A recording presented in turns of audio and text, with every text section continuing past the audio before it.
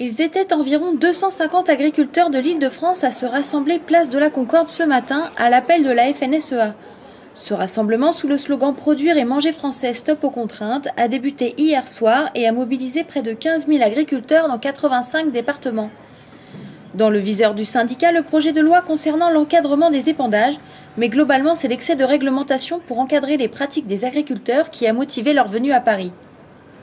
On manifeste aujourd'hui encore une fois pour essayer de se faire entendre sur des choses qui paraissent complètement aberrantes qui sortent au niveau de la loi d'avenir et qui sont en train de parler, en espérant que chacun pourra prendre conscience de nos conditions actuelles du travail et qu'on pourra revenir sur certaines choses telles que la loi des 200 mètres, par exemple le non-traitement, qui concernerait énormément d'agriculteurs, surtout en Île-de-France. Donc c'est une des raisons pour lesquelles je suis présente aujourd'hui. Pour la FNSEA, le choix de la date de la manifestation était évident puisque la loi d'avenir pour l'agriculture revient cette semaine à l'Assemblée.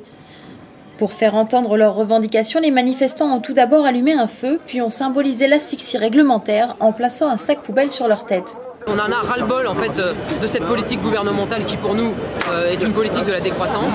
En fait aujourd'hui on n'accepte plus l'empilement réglementaire et normatif qu'en fait on fait subir à l'agriculture française d'une manière générale et en particulier dans nos départements ici en région Île-de-France et dans l'Oise.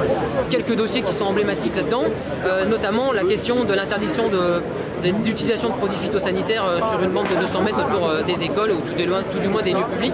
Pour nous c'est profondément scandaleux et ça nous interpelle profondément puisqu'à l'échelle de la région Île-de-France c'est 120 000 hectares qui sortiraient de la production, 13 millions d'hectares à l'échelle nationale. C'est juste improbable, c'est juste improbable. Ce sont des coûts importants, c'est-à-dire que pour un éleveur c'est la mise aux normes de ces installations qui est sans cesse remise en cause, c'est-à-dire qu'on lui a demandé à un instant T, 2 ans auparavant d'avoir une capacité de stockage des effluents.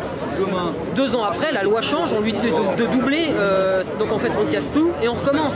Chez nous, en grande culture, ça pèse sur la compétitivité parce qu'en fait vous faites sortir un certain nombre d'hectares de votre production, c'est autant de moins d'argent qui rentre dans les exploitations. On est aujourd'hui sur une politique suicidaire où on ne met pas sur le même piédestal l'agriculteur français et les autres agriculteurs européens.